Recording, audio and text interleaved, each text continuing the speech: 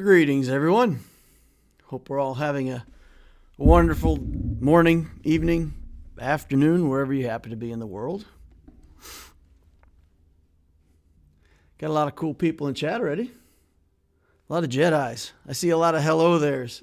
I sense a lot of Kenobi in the chat. Mata Makuri, is it okay if I ate my lightsaber earlier? It's okay with me. If you want to burn your face off, that's all right.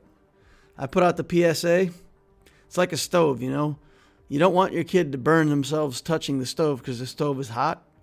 But no matter how many times you tell your kid the stove is hot, it seems like every single kid at some point has to touch a hot stove and go, I figured it out. So if you lick your lightsaber and lose your tongue, nothing I can do about it at this point. They are not lemon, grape, and cherry flavored blueberry. It's just not the case. What's a green lightsaber? Like kale or something? Lettuce flavored lightsaber. Honeydew melon. There you go. Maybe it's honeydew melon. Stupid ads. I upgraded relics to try to keep the matchup close in the GPs. Oh, Nabokov is obsessed with trying to get a matchup with me in Grand Arena. How's Razor Crest farming going? Done.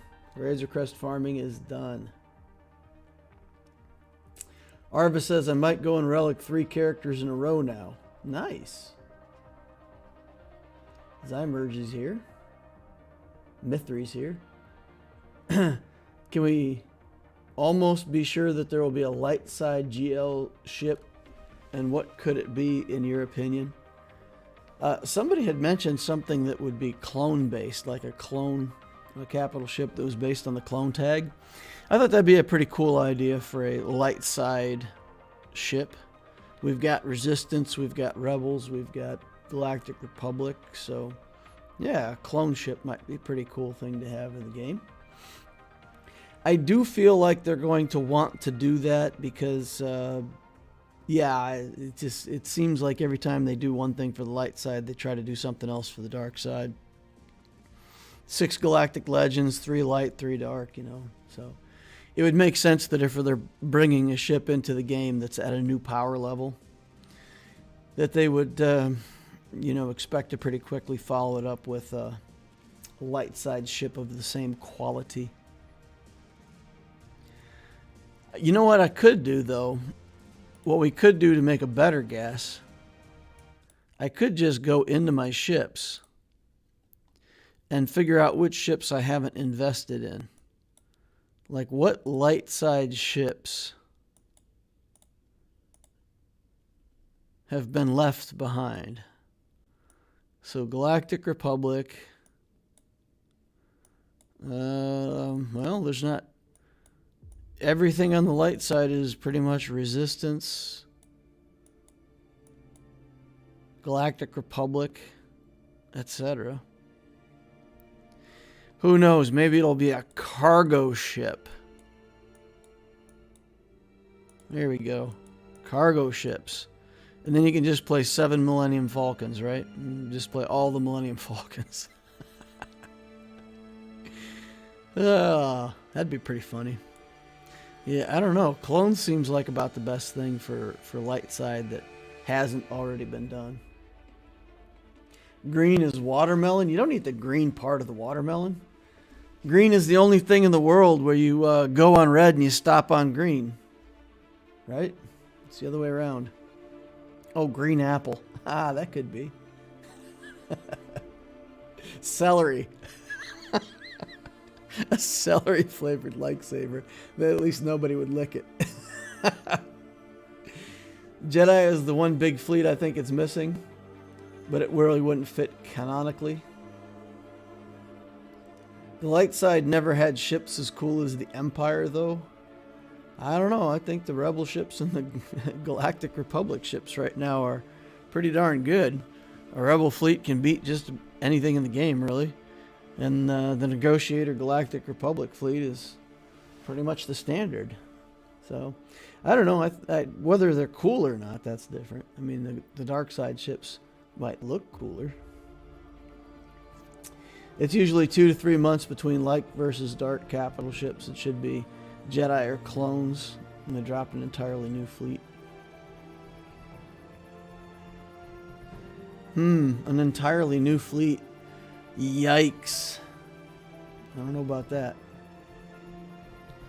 Who do you farm on your DL account on the event today? Who do you farm on your DL account on the event today? Oh. This event is not great. Enfys Nest we already built. Fulcrum is easy to buy out of the fleet store. Holdo is easy to build. Visas Mar is, I don't know, that's probably the only character in this list with a, even slightly harder than the rest. I don't know, this setup of characters is not that great. I did Kira on the Loquitur account. I did Kira just because that's actually a character that I have and may plan to build up more someday. So those are the only shards that I saw out of there that I even cared about because I already got Nest built. So yeah, on Loquitur we took the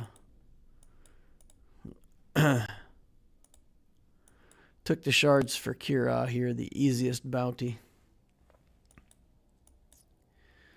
Yeah, I did Fulcrum last time. I couldn't quite do Enfys Nest the last time this came around, but I could have easily done Enfys Nest, but she's already done. She's cooked. She's done, guys. She's done. In more ways than 5. Look at this. Here we go. Here she is, boys. Spin her a lot. Yeah, Relic 7. We went all the way to 7 with her. We got her mods all 6 dot.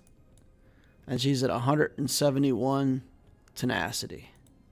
Which isn't bad. I think my main account's only at 174, so we're only like 3 points off of where I got to on my main account, and I still have some slicing to do on these if I want to. Maybe we can hit a tenacity somewhere.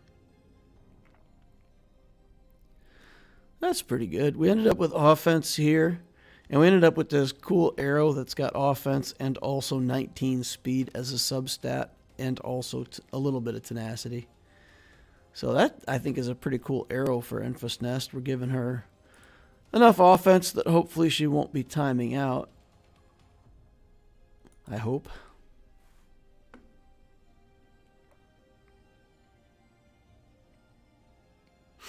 Irish Madman's here. Hey, man. Mithri says, since the ship side of the game is so underdeveloped, adding more ships into GAC, Conquest, etc. would be a huge opportunity to make money. They just have to add some ships. Yeah, there's a whole bunch of good ships they could add that, there's at least been rumor that they're going to be added. Zori Bliss and her ship might end up in there someday. We were talking the other day about Dengar's ship. That would be pretty cool. I think it was in Clones, right? I think so. Where they had the Imperial Tri-Fighters with like a TIE fighter except with 3 wings. Those things looked super cool. I would love to have one of those in the game and hope it would be any good at all because I think those things look really cool. Yeah. Grandma Mod 2.0. Farm your mods and eat your lightsabers. Oh man, this is going completely the wrong direction. We want people to not eat their lightsabers. The Embo portrait.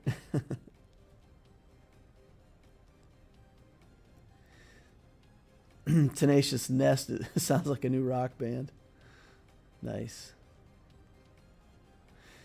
Tenacity arrow, or you can't get a tenacity arrow. You can get a tenacity set arrow, but tenacity main stat is not something that's offered on an arrow. Cross is the only place where you can get a tenacity main stat. Otherwise, you just put on tenacity sets and you look for the tenacity substats, of course. I just finished Tier 2 of the JKR event. Congrats. Getting there. I just unlocked relics thanks to your guide. Oh, cool. Congrats, Mr. Ice. Hey, I took a look at your account the other day. You look like you're in decent shape. Need to get going on some relics.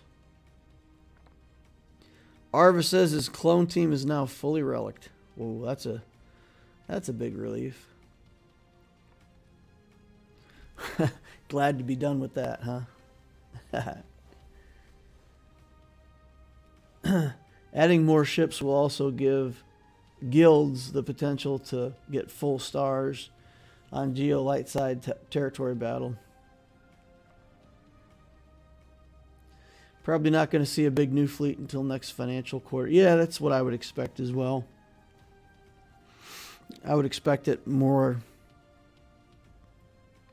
because they're coming out with a Galactic Legend and a fleet style Galactic Legend. I imagine they'll let 3 or 4 months pass. And in November, December, something like that, they'll probably announce some more stuff coming into the game.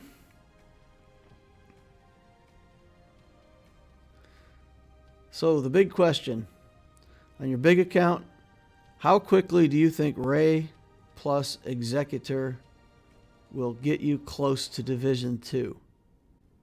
I don't know. Division 2? Why do I want to be in Division 2? I'm adding a lot of galactic power, though. I do wish that wasn't the case, but man, you just touch characters, you do anything, and I'm already up to almost 5.6 million galactic power. Like a couple months ago, I was still down at like 4.8. So I've put on like 700,000 in the last, I don't know, 8 weeks or so. So what's Division 2? Why is Division 2 important, and why do we even care? Oh, can't get in there. That's like 6 point... Let's see, Division 3 is the small one, right? Like 6 to 6.4 or something like that. So Division 2 would be 6, like 6.5 and above. Ships skyrocket GP, especially with full relic pilots. Yeah, exactly. Trying to get this Executor going, had to relic a few characters. Those characters are pilots. Man, it jacked up my galactic power in a hurry. Yep. 6.8 mil, something like that. Why is that important to bulk off? I don't understand why it's important to be in Division 2. Is that where you are? Is that where we have to match up? Are you trying to bait me into getting a matchup with you again? Is that what this is all about? Let's see. Where are we at? Bounty Hunter ships. So yeah, just finished out the Razor Crest. 7 stars. All the skills maxed. Relic 5 Beskar Mando. So that's about as good of a Razor Crest as we can get right now. I don't think he's got 6 dot mods on him. So that's, you know, a couple skills and 6 dot mods. I guess I could do just a tiny bit more, but that's got to be good enough for now. Slave 1 with a Relic 8 Boba Fett. Got some work to do on this still, but I don't want to spend all my credits until I get the new capital ship. Assuming I get the new capital ship. Takes a lot. Takes a lot to level them up, to get them the stars. I'll run out of those credits in a hurry. We got Bosk. We got this IG 2000 now. It's okay. I guess we still have something to do over here. A little bit more protection recovery or something. So the IG 2000's in decent shape. Xanadu Blood is a little bit behind. Level 83, doesn't have all the skills done. Gear 12, Cad Bane. So if this is critical to how we play the bounty hunters, because this does give, you know, minus 25 offense to breached enemies, which helps quite a bit. And then 10% bonus damage.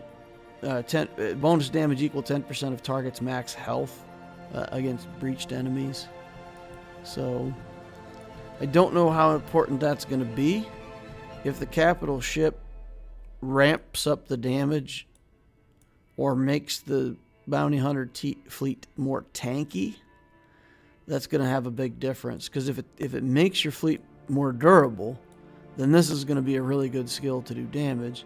If it makes your bounty hunters more damage oriented, then you might even need to use Slave 1 as a starting ship, and triggering the seismic charge might be a big part of the strategy. So you start with the Slave 1 in the game and then try to get the seismic charge off as soon as you can. So who knows? Who knows what we're going to see here.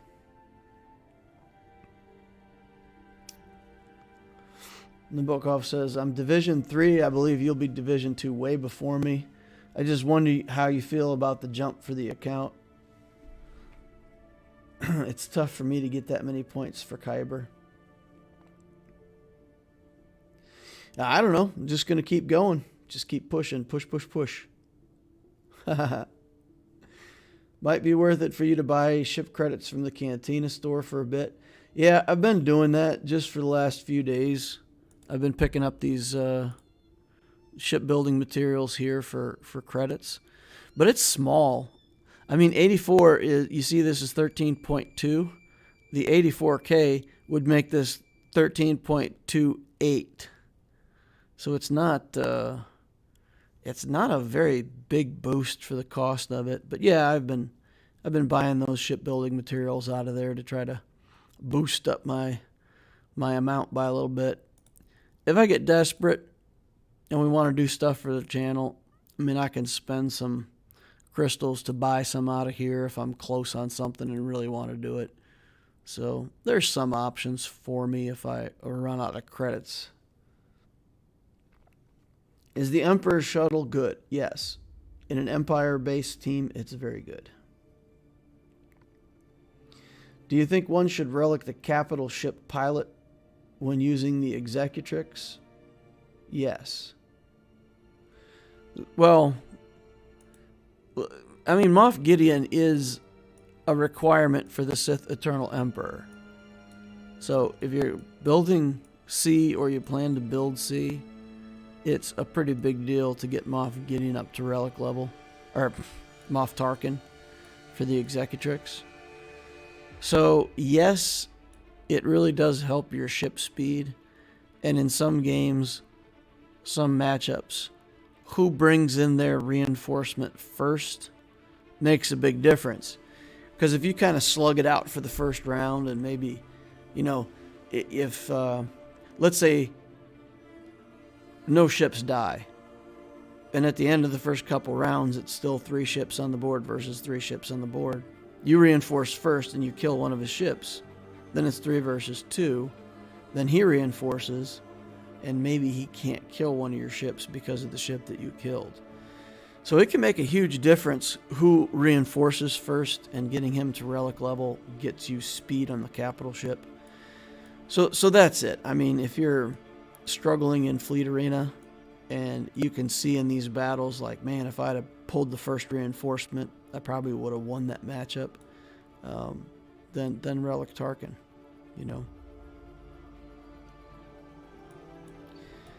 But if you're going to get one of the big capital ships in a reasonably quick amount of time, like the Malevolence or the Negotiator, then yeah, it's the Executrix can still easily become your second fleet in Grand Arena, so the relic won't go to waste, so to speak.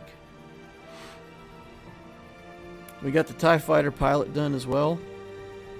Got a couple more relic levels to go on him. I'm out of everything. I'm out of signal data now.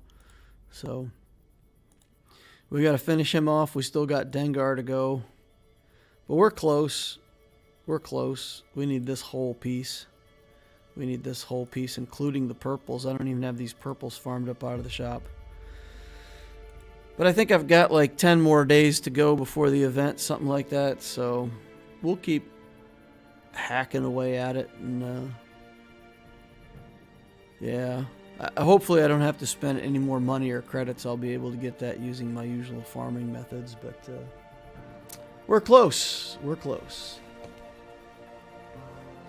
Any idea on how to get the Mark 9 Fabritech datapad component? The farm feels like a grind. Buy 50 for 350 crystals. Is it worth it? The Mark 9 Fabritech datapad. Mark 9. Okay, well, this is Mark 9. Okay. We've got 72 of them. So if we go look, is it here?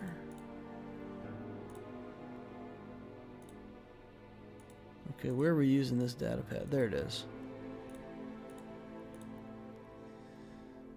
Okay.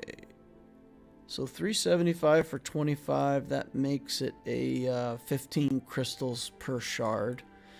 So yeah, anything that you can buy out of the shop for 15 crystals per shard is fine. Let me take a look at this. Oh, so if you do want to farm it, 9E here, you can farm it. You can also get these glasses, the visor prototype. Mark IV computers, you always need those somewhere. So this is a good node to farm it off of, but yes, yeah, it's fine to buy that out of the shop with crystals. It's an efficient purchase if you don't want to grind through it. This node isn't bad. I'd give it a B+. You know, it's not a perfect node, but it's not a bad place to grind. Okay, Lol says, what should I be getting from the Cantina store? I don't have any characters or ships that I need from there. Well, that's where you feed the shard shop. So as soon as you don't need anything from here, you just continue to buy characters that you have. If you have Cassian's U-Wing, this gets you 5 shards of Cassian's U-Wing, which gets you a lot of shards for the shard shop. So, yeah, that's what you do with the Cantina store or the Galactic War store or any of them. Once you run out of stuff that you need from that shop, just feed the shard shop with it. All right.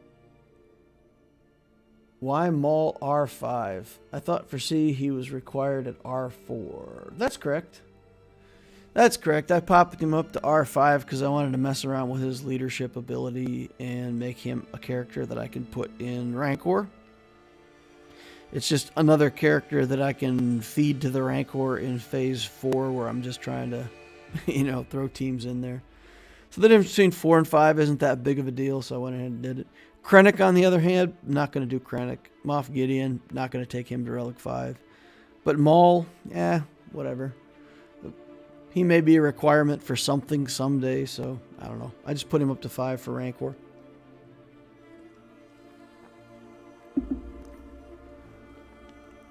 The Mark 9 thingy has a 10% drop rate on the node. Terrible farm, so buy it or use the 9E. The drop rate feels terrible on 9E. Huh. I don't know. I don't remember that piece ever being a problem for me. I guess I collect enough of them up out of the game that I don't need to farm them too often. And if I do, I hit them out of that 9E node and polish them up.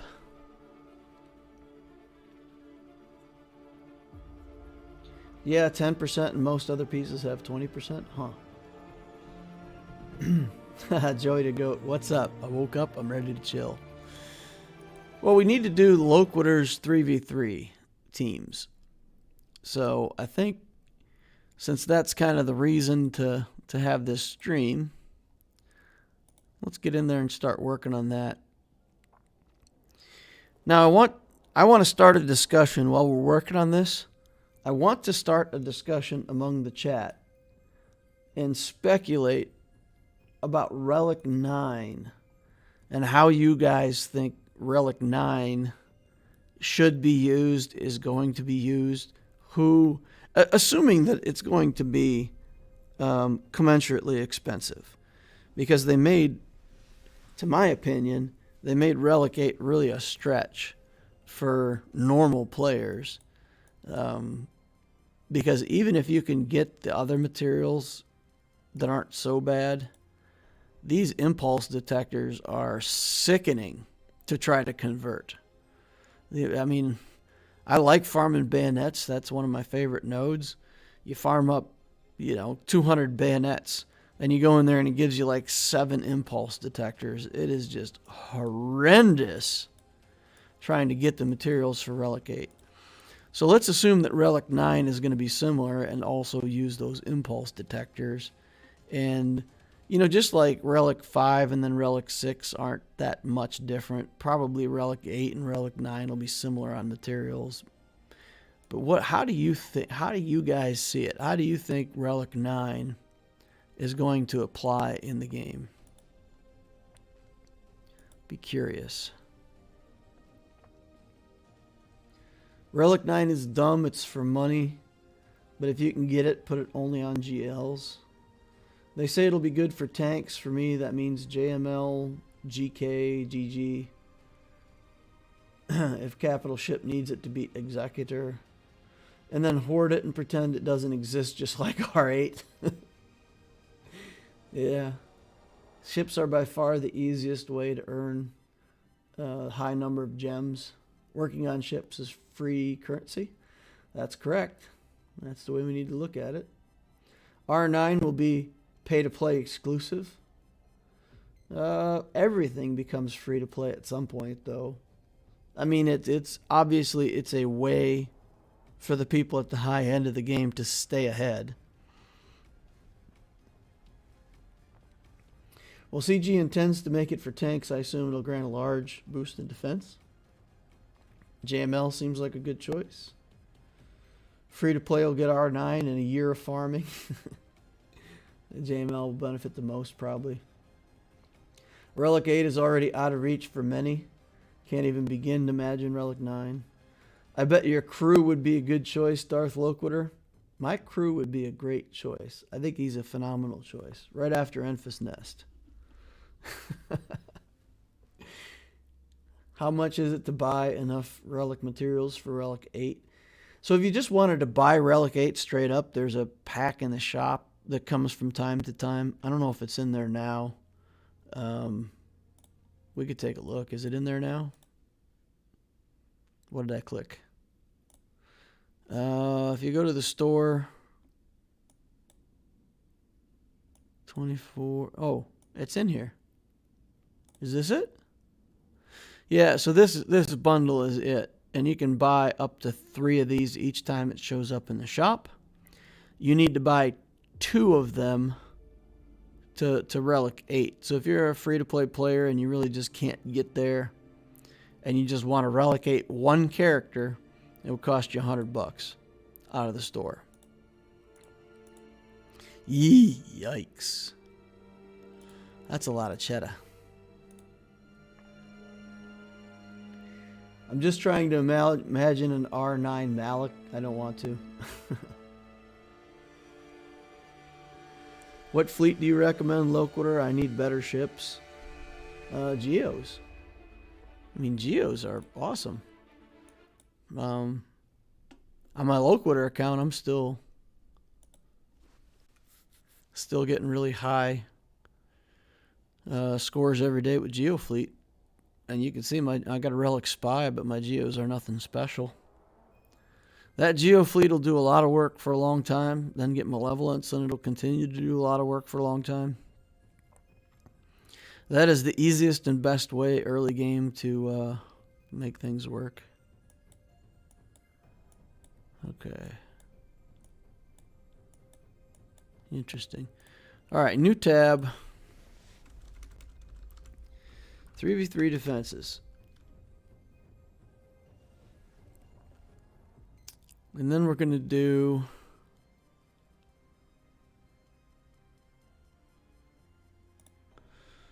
and 3v3 offense. And then we're going to do...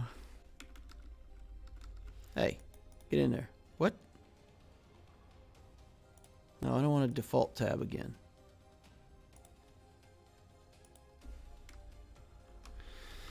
Three v 3 flex. teams that we can use either offense or defense, whatever we want to do here.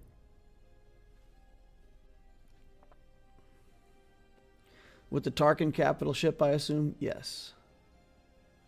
R9 Darth Revan is best. Change my mind. $200 for 2 characters. Wow, that sucks as a new player. Yeah. I mean, if you just want Relic 8. But right now, Relic 8 is not that huge of a deal. I mean, if you're at the top end of play and everything is Relic 7, and it matters whether you have one Relic 8 in your team versus a team that doesn't have Relic 8, then it's real relevant. But if I take my SLKR from Relic 7 to Relic 8, it's not that big of a deal, really. Taking my nest from R7 to R8 wasn't that big of a deal, really. It just reduced the chance that I can time out. And I'll take her to Relic 9 for the same reason, just to continue to reduce the chance that she ever times out, so that she can do her thing in less time.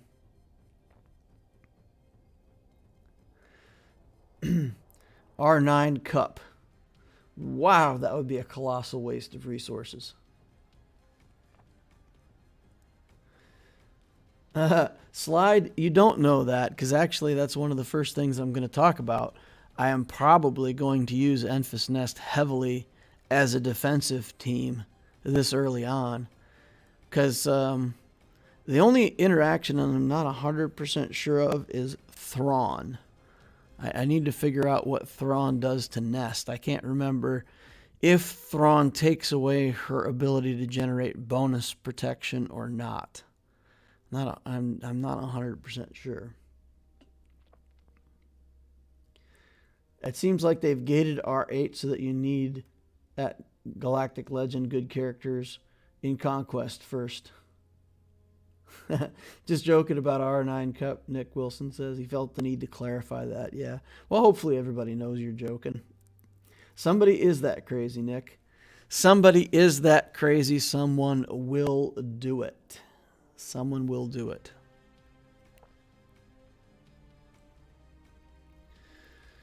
So,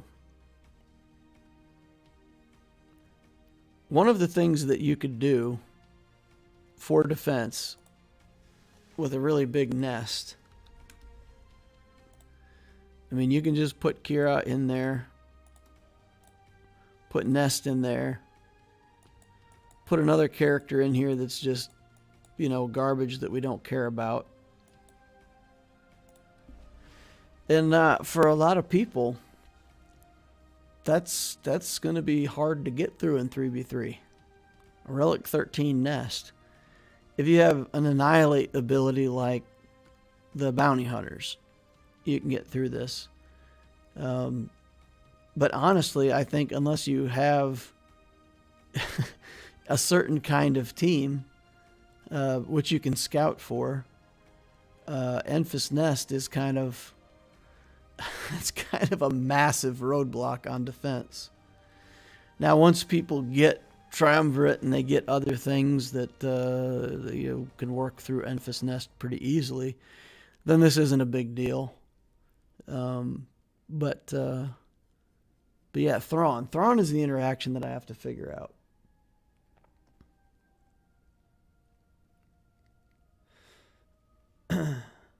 What's the best DR defense without Malik?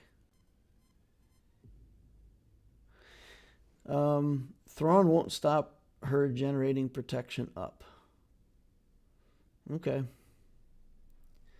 Well, then if I'm not worried about Thrawn, I am not worried about Enfys Nest. So what we're going to do is we're actually going to put her in here as a flex team, because there is a good chance that we're going to find opportunities to use her as a defensive character. So if we put her on defense with Kira, who are we going to put in there as another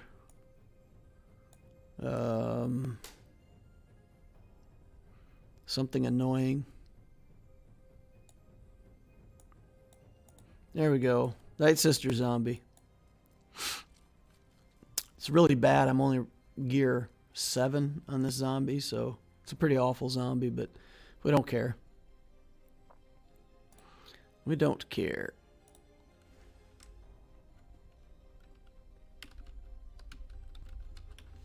All right. There we go. So we have our first flex squad. I saw a Relic Phoenix team on YouTube. People have done it. We faced a Relic Zeb in Territory War this week. Joey says, why is your zombie gear 7? Why not?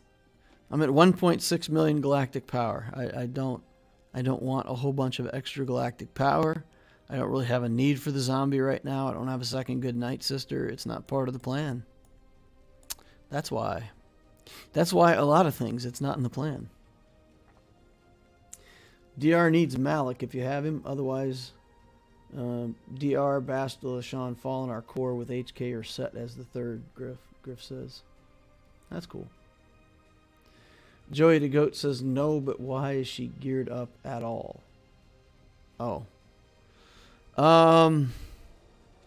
There's an event where if you have 5 Night Sisters, you can participate in the event and get free loot. So I popped her up to gear 7 because it allowed me to do that event. I can't remember. It's like Night Sisters and something else, and I needed like one more character, and the game had given me a whole bunch of her shards. So she was a 5-star character that I could generate to get the 5th character to play the event. Or the 3rd character, or whatever it was that I needed. It made sense when I did it. It's 4,000 galactic power. It's not horrible. Not horrible. All right. So let's go back. Let's talk about the things that we know we want definitely on defense. So there's some Jedi that we're probably going to want on defense, right? So Bastila, lead. I could do Bastila lead with one Jedi team, and I can do Yoda lead with another. So let's figure out Padme first.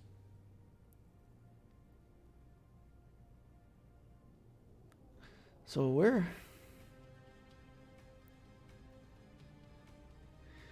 If I do Padme, Anakin, and Ahsoka, where does Kenobi go? Is Kenobi better as a Jedi, or is Ahsoka better as a Jedi? If we take Snips in with the Padme team, then it becomes pretty much an offensive team, right?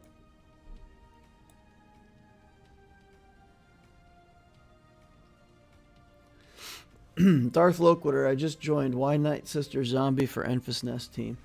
It's not good. It's not good. When you play Enfys Nest, if you ever play Enfys Nest on defense, you want the opponent.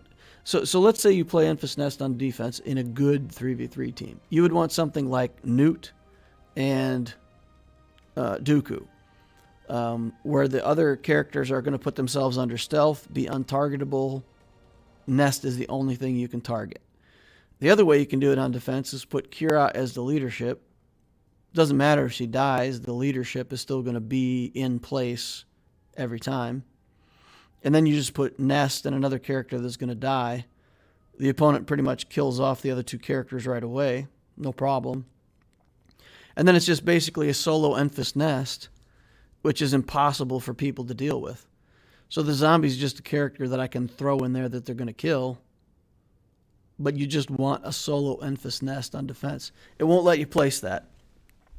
So you put 3 characters if you use it on defense. If we did it as an offensive team, then we would just select the team and kick zombie out. Bastila does better on offense because the protection up gives better banners. We could do, This is not a team that I originally had discussed or wanted to do, but we could do like Kenobi, Yoda, and Ezra, or something like that. Max health and defense. So Kenobi just kind of gets in the way a little bit and does his thing. Is his passive Galactic Republic only? If all allies are Galactic Republic, he gains taunt whenever another Galactic Republic ally loses any protection up. So Yoda is Galactic Republic, right? Yes. So maybe we do this with 5s.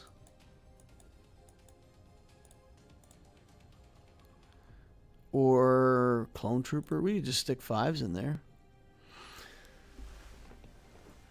What do we think of this, guys? Is this a defensive team? Could we put this on defense and expect it to do anything? Kenobi be pretty annoying, jumping in there with taunt. Let Grandmaster Yoda do his thing.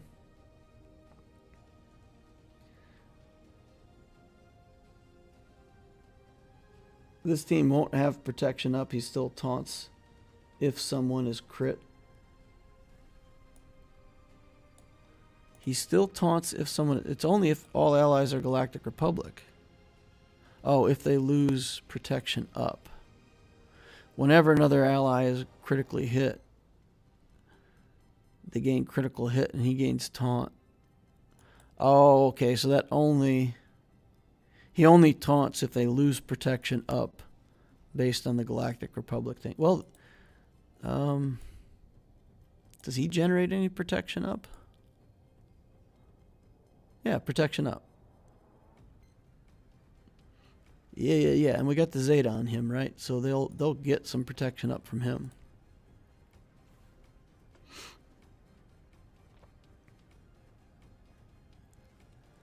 Bastila, GK, and Yoda.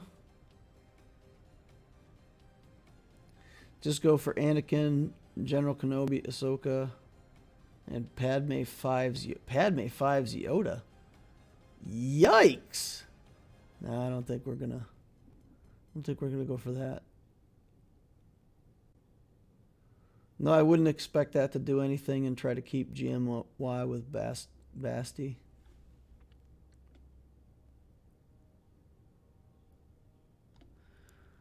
Okay. So basically what we're saying then is it's more of a flex team. And we're going to flex with Bastila, Kenobi, and Yoda. Something like that.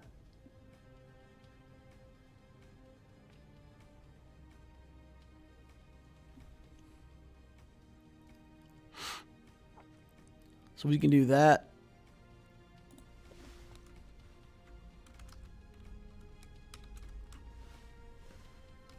And then we can create a new squad here with Padme. We can have her be flex. Right.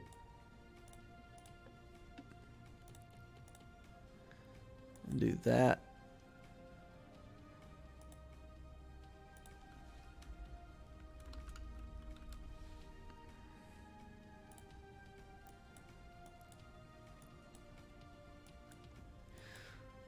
Okay.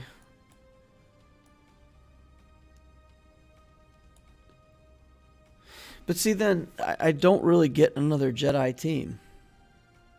Like, all of the leaderships that I could have for Jedi are here.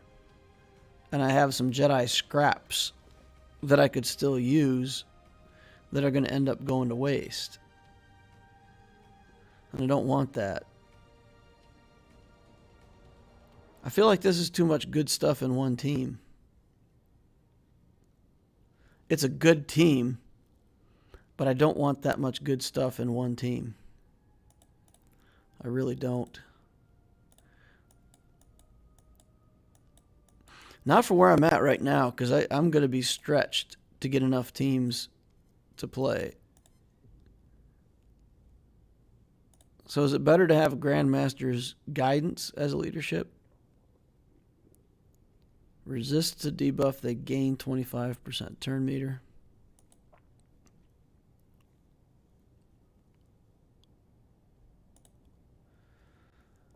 %, tenacity, and they gain turn meter when they resist. This gives extra health and defense. After a Jedi ally uses a team healing special ability, all other allies. Alright, let's see what chat has to say. Check how many teams you have, and then if you need more teams. Do you need more teams? Yeah, I need more teams. Ahsoka also has a leadership.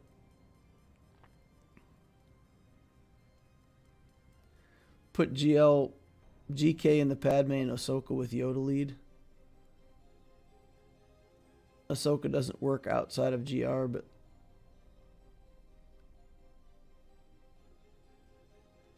Basti lead, Old Ben, Ezra.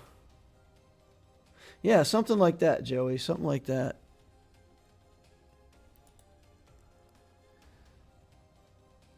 Yeah, so I think we do. You know what we could do?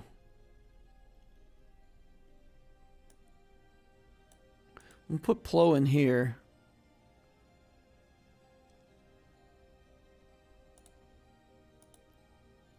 What if we did this?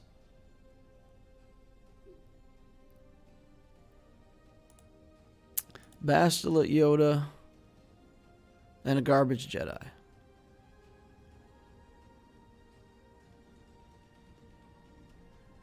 Or a good Jedi.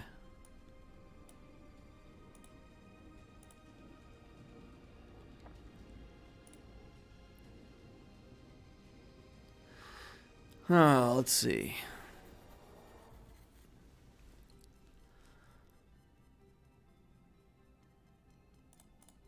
So what I'd originally thought about doing, let's take off the unique only for now.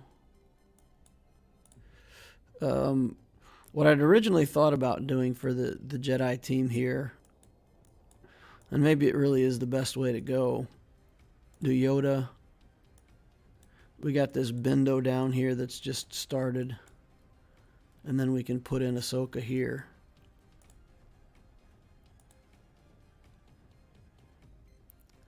And then we can put the GK here and really make that, you know, a top-end team. But this would be pretty annoying, right? Because you pretty much got to kill Bendo first. And that gives Yoda and Ahsoka time to do something. And then what does that leave us for Jedi? If Bastila is already used. Oh, we didn't use Bastila, though. Never mind. Let's see here.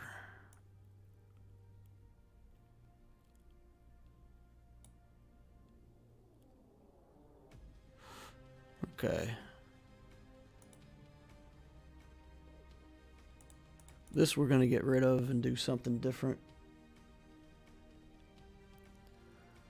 Let's do a little bit of a flex team here with this, and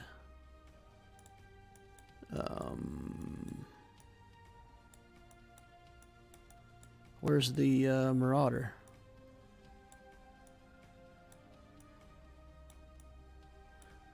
Come on, guys. There he is.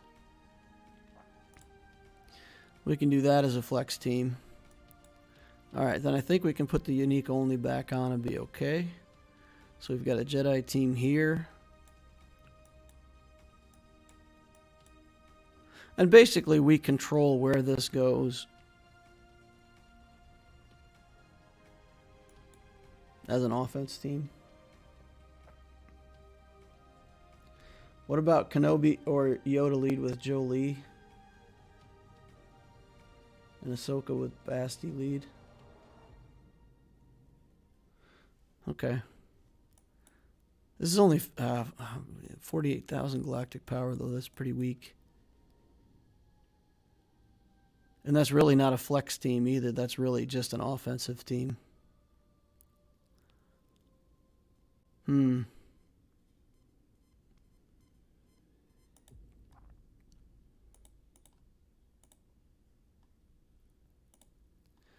All right. Let's put that team on offense.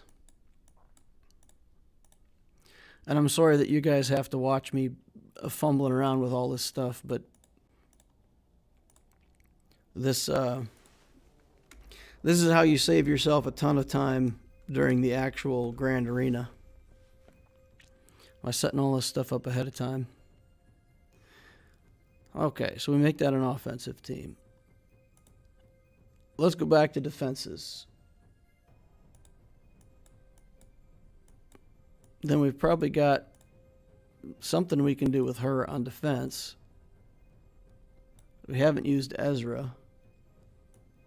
And we haven't used Plo. So we can just make this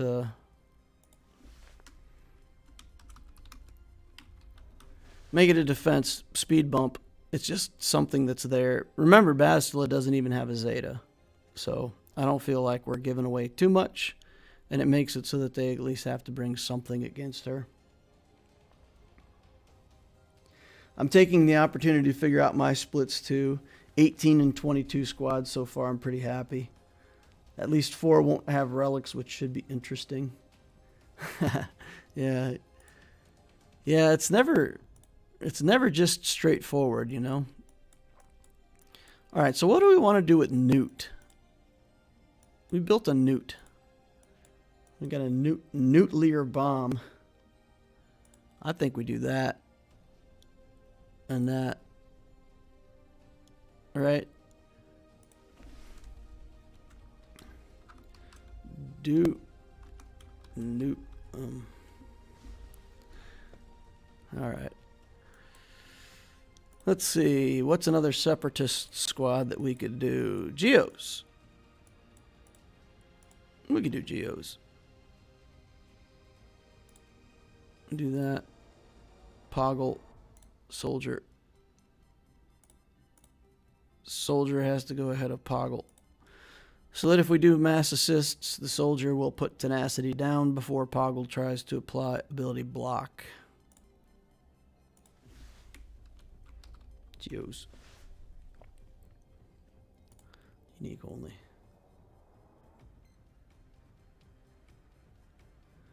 I'm a big fan of Poggle with Django. All right, well, we got to figure out what we're going to do with Django still. I think he goes on offense though. Would you want Django here instead of Sunfac?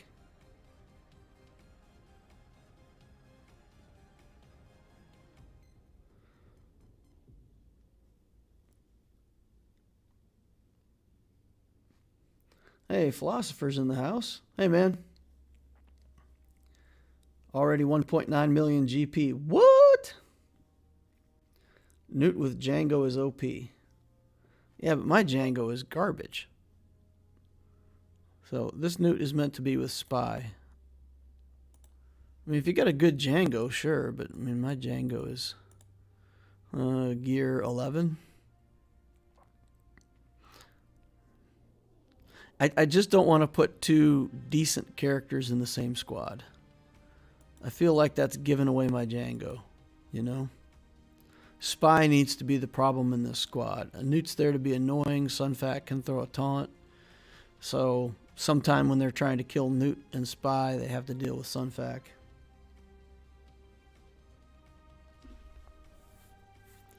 Newt, Django, and Dooku. Guys, you got to understand, I have a lot of teams that I have to make. I can't throw my, if I throw Dooku in here, I'm throwing away a whole team. Right? Because my Dooku is a whole team by himself. So yeah, I don't Well, let's keep going. Let's keep going. Let's see if there's a Dooku left over at the end. I don't think there's going to be, but if there's a Dooku just floating around, then we'll see what we can do with him. We need to make a Phoenix team so we can do those guys because they're not going to end up somewhere else. Blah.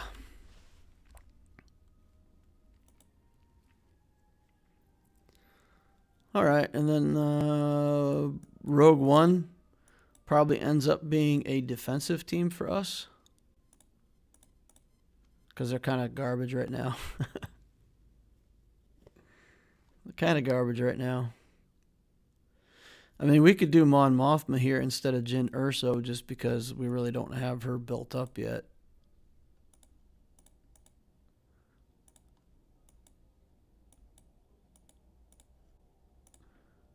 Probably Mon Mothma's better for right now. Make that a team. I don't have anything else to put with Mon Mothma, I don't think.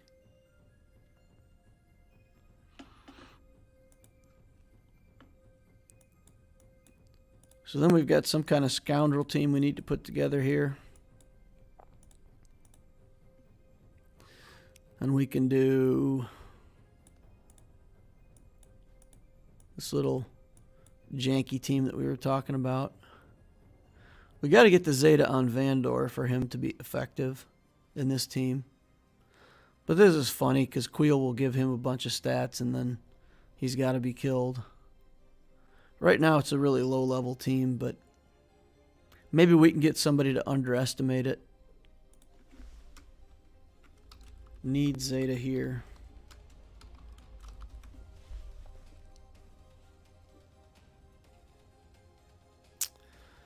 Okay.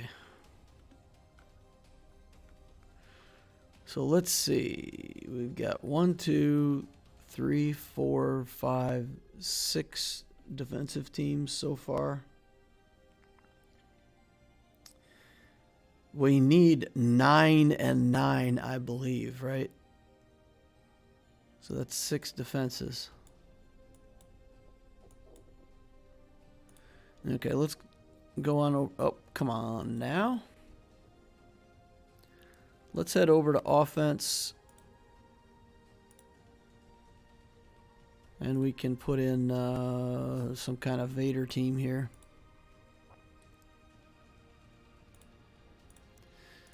Dooku.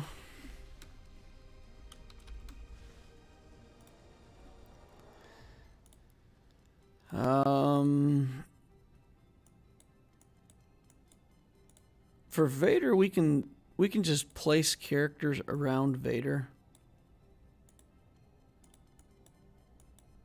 And then add or subtract what makes sense.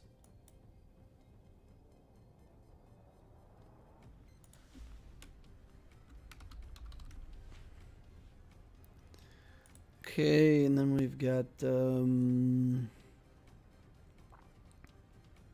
probably just these 3 guys, right? I think that's the best we've got right now for that.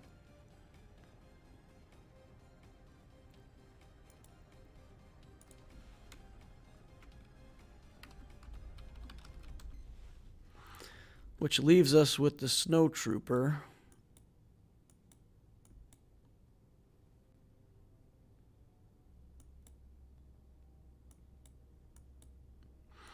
I don't know what offensive team we can make out of that. So let's just look for a defensive team with we used this last time and it was pretty good, right? Messed with people as a defensive team. So we'll put that as a defensive team.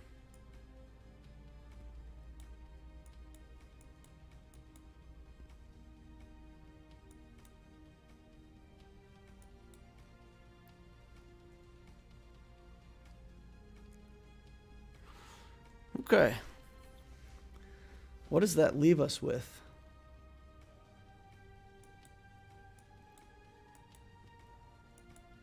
Let's go over to the flex.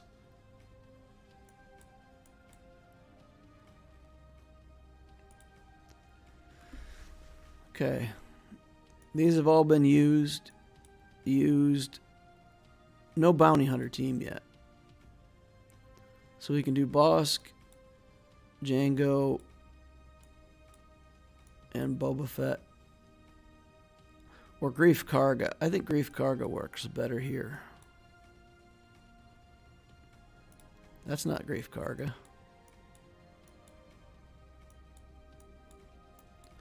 Where's the Grief? Again, I feel like I'm looking right at him and can't see him. There he is.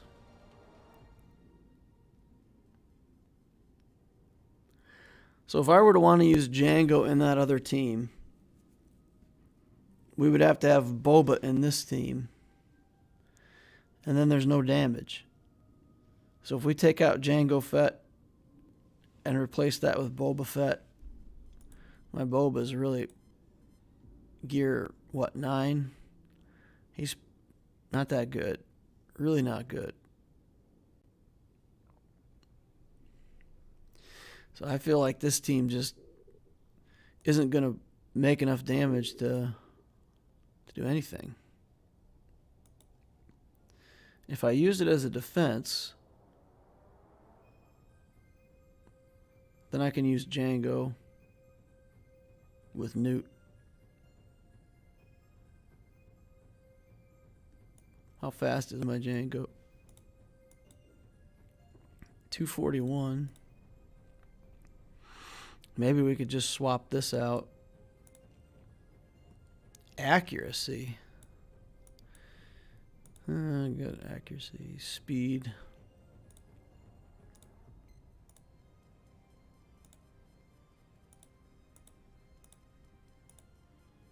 Offense. So I could slow him down a bit. Put him with Newt. Put Boba with the bounty hunters. Put that on defense.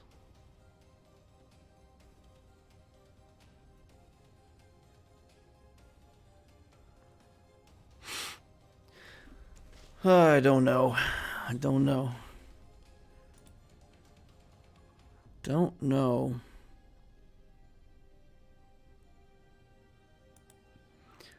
I feel like with Django this is an effective team. I feel like with Boba it's too much damage. Lose too much damage. All right, let's go over here. Kanan over Zeb, trust me. Mon Mothma is good and you have 2 Zetas yet. We need 18, sheesh. I'm in your bracket, I think, so I need to reevaluate. Why not split EP and Vader? What do I have to go with EP? I don't have something else behind it. That's why. I mean, if I use Vader somewhere, then Palpatine. I mean, what team am I going to make with Palpatine? That's the thing. I don't have other Empire characters, unless I want to make Palpatine the leader of Moff Gideon and Snowtrooper. So, I mean, I'll use Palpatine in that team if I need him. If I don't need him, I'll kick him out.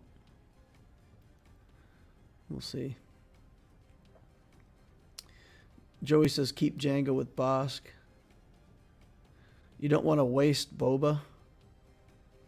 You want to utilize your roster. But if I do that, then I'm wasting Sunfac, because Sunfac doesn't have a home, and right now Sunfac is in better shape than Boba.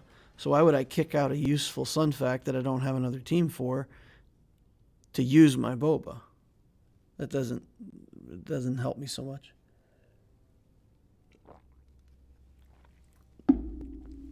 EP, Tarkin, Moff Gideon. Yes, those are 3 Empire characters, but what do they do?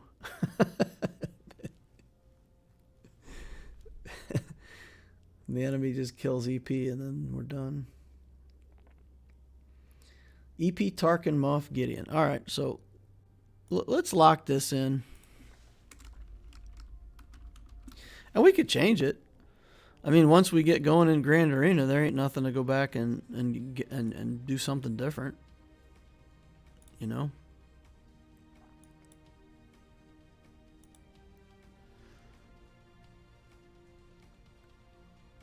So you want EP lead with like something out of here. With Gideon and Tarkin. And then where does Snow Trooper end up? Schnee Trooper. I mean, I could spread it out into 3 teams. Maybe leave Gideon here, or Tarkin here. Put a couple characters with it. Put Snow Trooper and Gideon with the Emperor.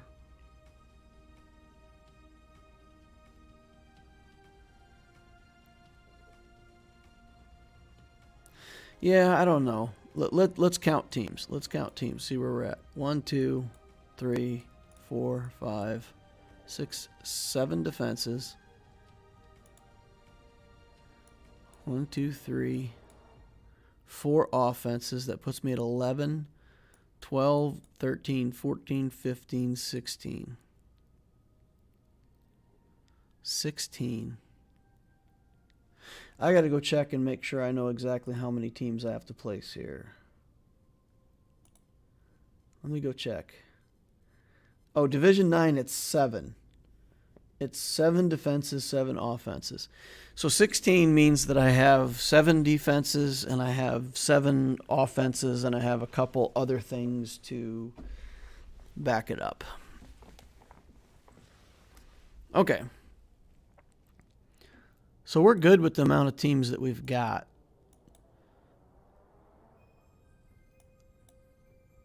So the only question is, could we consolidate that Empire team a little better? Could we consolidate that a little better?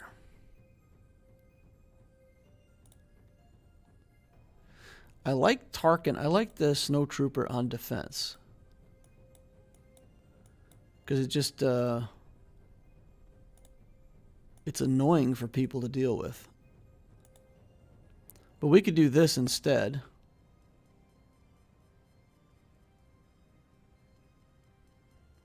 But I really want the option of Palpatine with Vader. Because if I have to... Remember, Vader has to beat one of their best teams. Vader and the troopers have to beat their very best teams. And Padme's in there too, I guess. But I've only really got 3 good offenses to deal with the best teams that they put on defense. That's the issue. And I'm going to be fighting up against people who have like the same amount of relics as me. But remember, you know, we're going into a division that's like 1.6 to 2.3. So I guarantee you guys, from the moment I walk into this, I'm going to be fighting against people who have a lot more stuff in the middle of their account. They're going to have a lot more functional teams than what I have. So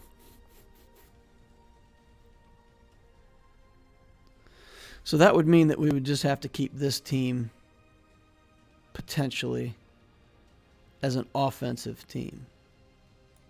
Right?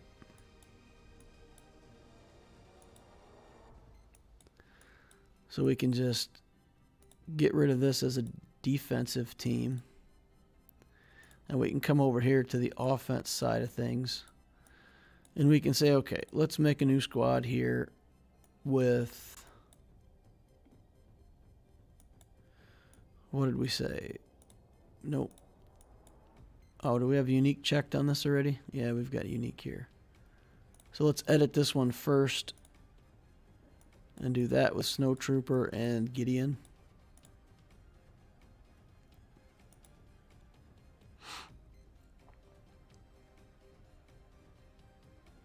And then we can have a new squad that's just Vader and Watt.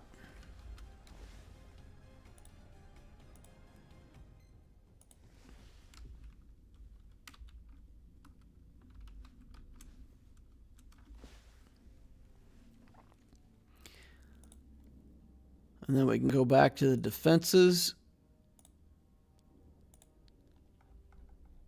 And we can just stick Tarkin in here with Stormtrooper, right? We didn't use Stormtrooper anywhere. We can put him there with a couple garbage characters.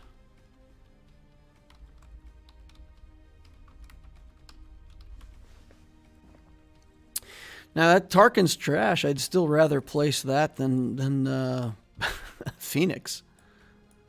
So if I can get away without having to place Phoenix at all, I won't place that on defense. We'll skip that. I'd rather place this on defense than this, because at least then they have to take it seriously. This you just like run in with one Gear 12 character and kill it. Okay, let's go catch up on chat here for a second. Do you have the Executor Rex finished? No, Pizza, I'm still working on it. Got, well, I'll just show you. Got one character to finish relicking, and we've got one, we've got the ships done. Razor Crest is done here. Then we've just got, why do I keep clicking ships? Yikes.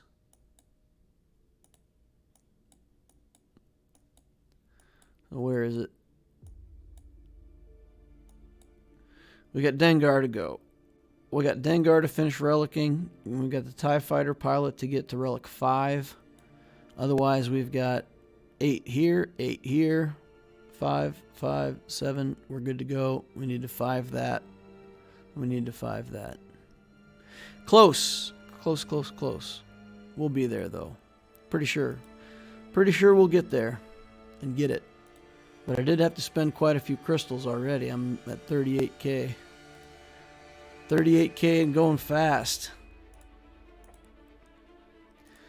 I think we need 25 to star the ship. So we've still got 13 to mess around with. If I need them. Hopefully I won't need them. I estimate 3 months out on Executor. Pizza, are you going to spend on the ship itself though? Because if you get it, you'll get it at 5 stars, which isn't phenomenal.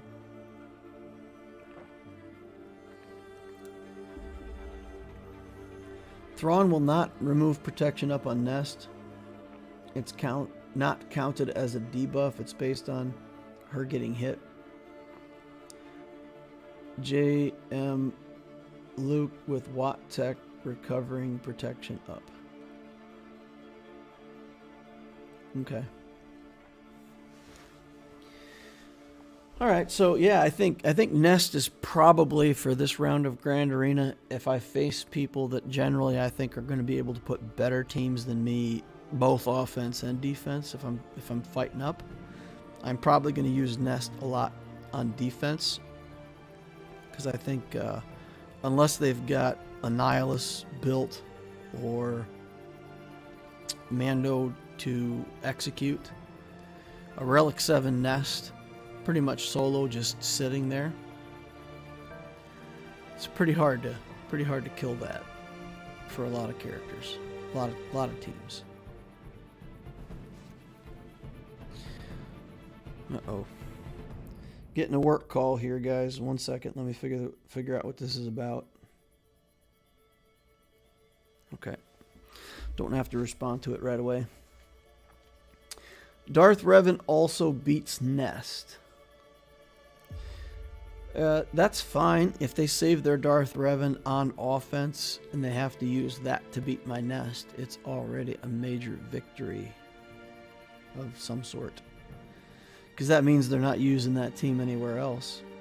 Just remember, guys, with a character like Nest, when you take it on offense, it gets you a win. If you can put it on defense, it can get you multiple wins depending on how many times it holds. And I have to have enough good defenses to threaten my opponent. I can't just put down all paper defenses and save a bunch of stuff for offense and expect it to work. if I can lock in first in fleet and not worry about it for 2 years, I can take a year off to finish Executors 7 stars. Is Nest R7 on your Loquitur account? Yeah. We just got it. We just got it, Griff. We just did it yesterday. I recorded it. Took her to 7. Beast. The beast is unleashed. Not close to Relic 8. I got one arrow magnifier, boys. Look at that. I have one. I have a teeny tiny rock in my pocket. 1 pebble. Our guild got the Rancor last time. I think we're going to get it this time. Close. But unfortunately on Loquitur, I really only have the trooper team to participate. So, wrong screen. Had to do the wrong screen. It's locked up anyway. So yeah, I have one avocado in in my Loquitur account. Looks like we're going to be able to start getting that Rancor down. So I don't know how long it's going to take us to get a Relic 8. But then I got to like farm bayonets for 3 weeks to try to get those the impulse detectors. I call them shock absorbers. They look like little tiny shock absorbers to me.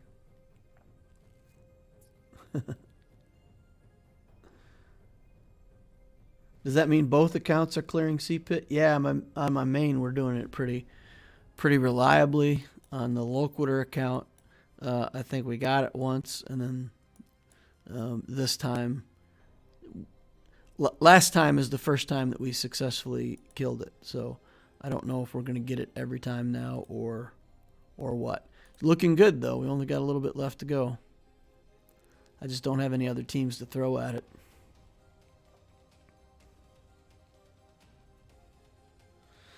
All right, so let's just run through here again real quick.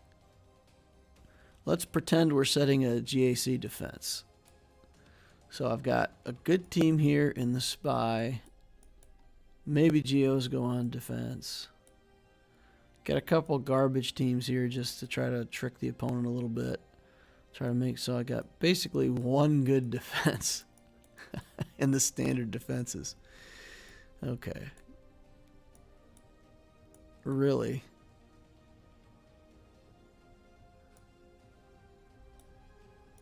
So if I place 6 of these on defense,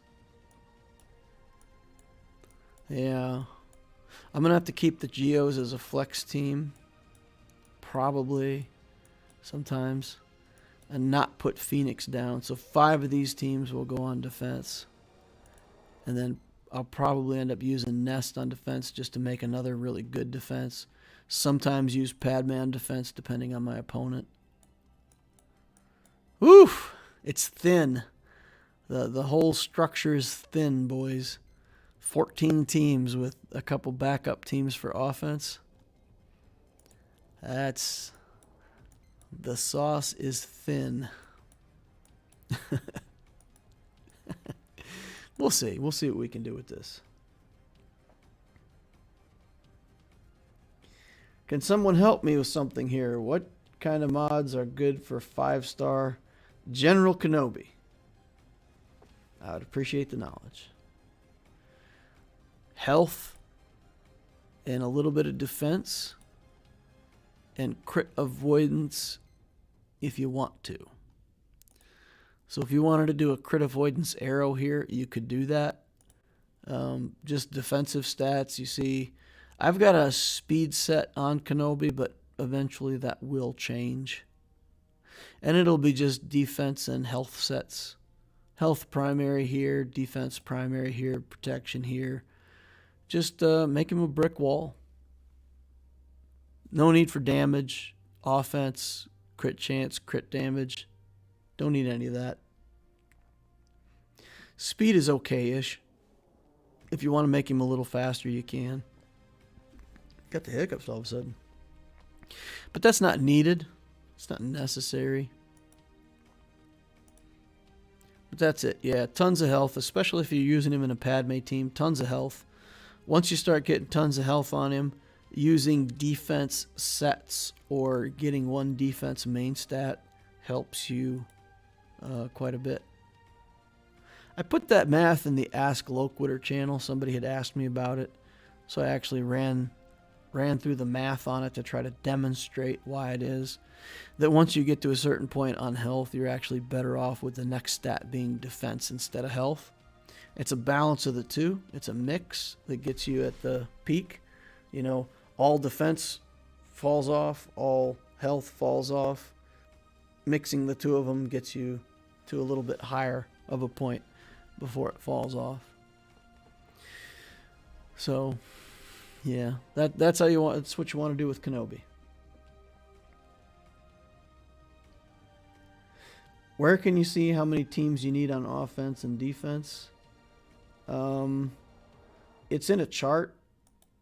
They have a chart that was in a post somewhere. Let me see if I can get the internet thing pulled up. Let's see. Okay. ACT. I'm looking for ACT. There it is. Okay. So this is a chart of the old and the new. I'm sorry, this is just the new stuff, right? Yeah, this is just the new stuff. So your division over there tells you what galactic power. So you see at 1.6 million, I've hit division 9, and it says, 7 defenses needed, which obviously means you'll need 7 offensive teams as well. 8 for division 8. 7, you go to 10. 6, you go to 11. 5, you're still at 11. 12, 13, 14, 15. So that's the chart for 3v3s. 5v5s is over here on the right-hand side. You can see that as well. Alrighty. Loquitur, general reminder for everyone, we have the Swiggo Community Survey going on, and it's a massive help for the players to provide critical feedback for the devs. The topics this time are game life balance, quality of life updates, and recent changes. Roster review for Philosopher. No Kestrels or IW over here, just GLs. Yeah, for anybody who doesn't know, Philosopher has joined our group here. He's one of the top content creators for the Marvel Strike Force game, and quite a big advocate for the community with the makers of the Marvel Strike Force game. So it's good to have powerhouse player over here hanging out, learning how to play Grand Arena and such. Get a roster review for Philosopher. What's the best mod set for Traya? Speed and survivability. Again, she's not... Her isolate is a big deal. And then just her ability to hang around and keep her leadership and her passive in the match. So speed to try to get the isolate out earlier in the battle, and survivability, health protection, defense. Those are the stats you want on Traya.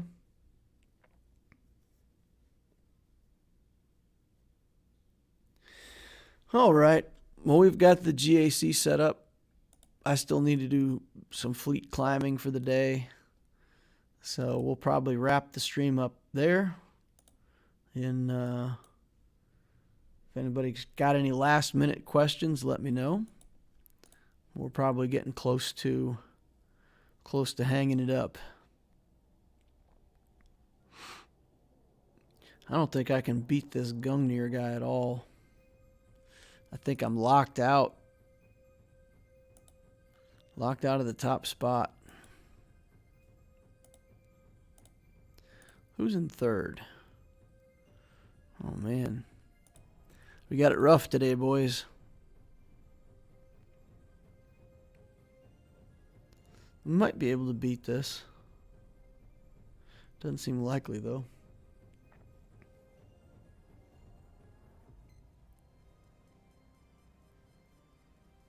Trey does well with offense if you have her geared up. Yeah, typically with Treya, you want her to be in a matchup where the opponent is taking attacks out of turn and killing themselves. So the offense isn't really as important as just living through whatever it is that they're doing. Like against the Mon Mothma team, you just let them go. All you need to do is live and they'll kill themselves.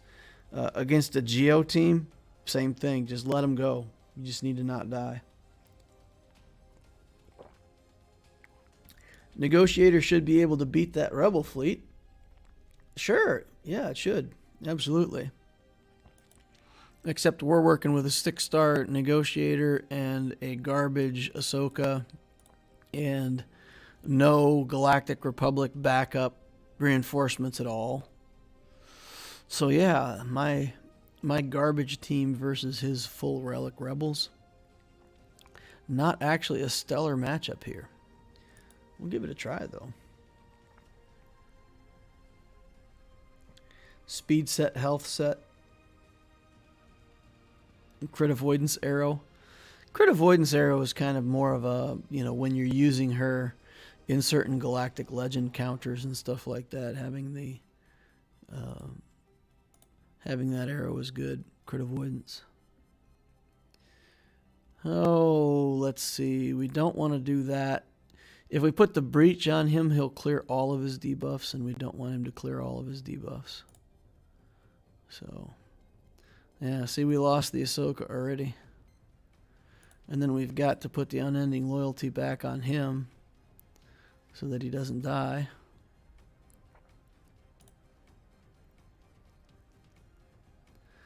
It's like I'm made out of paper over here.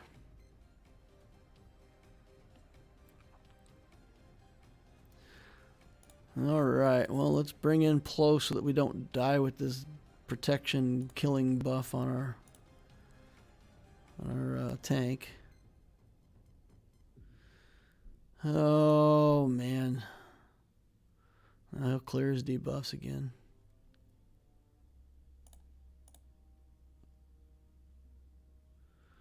Can't get through the rebels, boys. Too much sauce, and we have not enough sauce.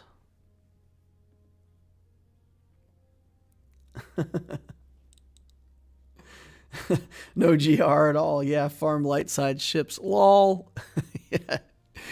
Yeah. Thanks, man. Thanks. All right, we got him on the run, though. Oh, never mind. Never mind. He just got 4 billion protection on his X-Wing there. The TIE bomber here would have been huge.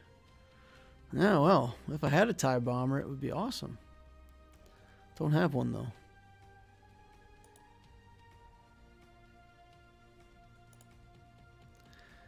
Oh, sad. I may end up just taking 5th in fleets today. Yeah, because these guys just have better Galactic Republic stuff than I do. Relic level Bosk ship. Oh, he doesn't have Relic on Bosk, okay. But he's got 5s. Relic 6. So, yeah, I mean, these guys just got better quality stuff than I do. And unfortunately, my Geo fleet can't punch up quite that hard. So... Alright, well guys, we're going to call the stream there today. Set up our 3v3s. Talked a little bit about some stuff for Relic 9. If anybody from the Dark Council is available, I wouldn't mind chatting with you guys a little bit about some stuff over on Discord here in a few minutes if you've got the time for me. Join me over there. I'd appreciate it. Thank you all for watching. Like, subscribe. Let's put up the like saber screen. I haven't been doing that. And we're short on likes, so remember to hit the like button on the way out if you haven't done that already. Appreciate you all watching. Hope we all have fun in this next 3v3 Grand Arena. I'll catch y'all in the next haul.